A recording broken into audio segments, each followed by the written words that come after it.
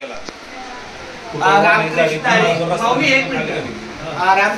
आज आम्ही शुक्रवारी 1 ऑगस्टला आमच्या जना माऊलींच्या घरी काही कार्यक्रमानिमित्त आमचं स्नेहभोजन आहे आणि तो गोडवा आहे.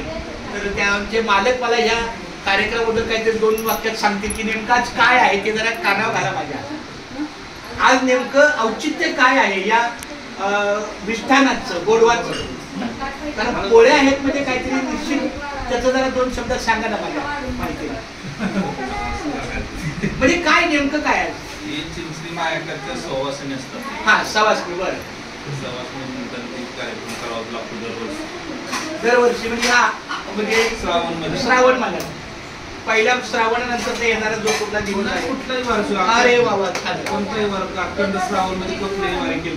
बरं, खूप छान आहे. अन्न हे पूर्ण वगैरे मुखी घास खाता करावा विचार, कशासाठी मी हे अन्न सेवनार, माझ्या हातून घडू दे शुभक्त सेवा, म्हणूनच मिळवी शक्ती मुक्ती देवा. हरी बोला पुंडलिक वरदा श्री ज्ञानदेव तुकाराम. तुमचं गाव कुठलं?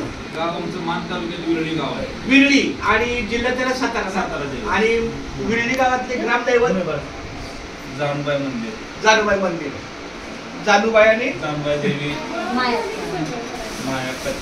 नाही